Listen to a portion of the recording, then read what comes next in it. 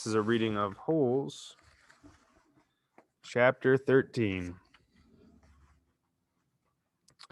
All too soon, Stanley was back out on the lake, sticking his shovel into the dirt. Explorer was right. The third hole was the hardest. So was the fourth hole, and the fifth hole, and the sixth, and the... He dug his shovel into the dirt. After a while, he'd lost track of the day, of the week, and how many holes he'd dug. It all seemed like one big hole, and it would take a year and a half to dig it. He guessed he'd lost at least 5 pounds. He figured that in a year and a half, he'd be either in great physical condition or else dead. He dug his shovel into the dirt.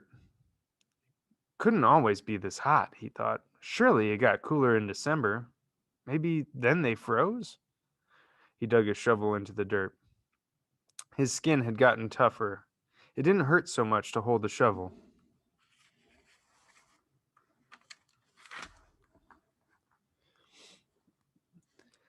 As he drank from his canteen, he looked up at the sky. A cloud had appeared earlier in the day. It was the first cloud he could remember seeing since coming to Camp Green Lake. He and the other boys had been watching it all day, hoping it would move in front of the sun. Occasionally it got close, but it was just teasing them. His hole was waist deep. He dug his shovel into the dirt. As he dumped it out, he thought he saw something glisten as it fell onto the dirt pile. Whatever it was quickly buried. Stanley stared at the pile a moment, unsure if he'd even seen it. Even if it was something, what good would it do him? He promised to give anything he found to X-ray. It didn't seem worth the effort to climb out of his hole to check it. He glanced up at the cloud, which was close enough to the sun that he had to squint to look at it. He dug his shovel back into the earth, scooped out some dirt, and lifted it over his dirt pile. But instead of dumping it there, he tossed it off to the side. His curiosity had gotten the better of him. He climbed up out of his hole and sifted his fingers through the pile. He felt something hard and metallic. He pulled it out. It was a gold tube, about as long and as wide as the second finger on his hand. The tube was open at one end and closed at the other. He used a few drops of his precious water to clean it.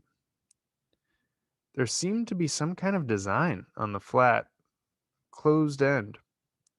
He poured a few more drops of water on it and rubbed it on the inside of his pants pocket. He looked again at the design engraved into the flat bottom of the tube.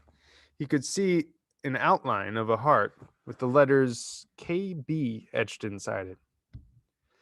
He tried to figure out some way that he wouldn't have to give it to X-ray. He could just keep it, but that wouldn't do him any good. He wanted a day off. He looked at the large piles of dirt near where X-ray was digging. X-ray was probably almost finished for the day. Getting the rest of the day off would hardly do him much good. X-ray would first have to show the tube to Mr. Sir or Mr. Pinansky, who would then have to show it to the warden. By then, X-ray might be done anyway. Stanley wondered about trying to secretly take the tube directly to the warden. He could explain the situation to the warden, and the warden might make up some excuse for giving him the day off so X-ray wouldn't suspect. He looked across the lake toward the cabin under the 2 oak trees. The place scared him. He'd been at Camp Green Lake almost 2 weeks, and he still hadn't seen the warden. That was just as well. If he could go his entire year and a half without seeing the warden, that would be fine with him. Besides, he didn't know if the warden would find the tube interesting. He looked at it again. It looked familiar. He thought he'd seen something like it somewhere before, but couldn't quite place it. "What you got there, caveman?" asked Zigzag. Stanley's large hand closed around the tube. "Nothing. Just,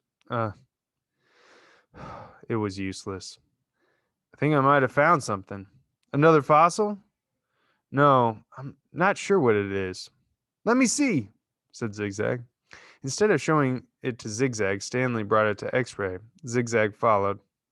X-Ray looked at the tube, then rubbed his dirty glasses on his dirty shirt and looked at the tube again. One by one, the other boys dropped their shovel and came to look. Looks like an old shotgun shell, said Squid. Yeah, that's probably what it is, said Stanley. He decided not to mention the engraved design. Maybe nobody noticed. He doubted X-Ray could see it.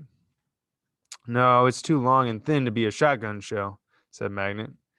It's probably just a piece of junk, said Stanley. Well, I'll show it to Mom, said X-Ray. See what he thinks. Who knows? Maybe I'll get the day off. Your hole's almost finished, said Stanley. Yeah, so? Stanley raised and lowered his shoulder. So why don't you wait till tomorrow to show it to Mom? He suggested. You can pretend you found it first thing in the morning. Then you can get the whole day off instead of just an hour or so this afternoon. X-Ray smiled. Good thinking, caveman. He dropped the tube into his large pocket on the right leg of his dirty orange pants. Stanley returned to his hole.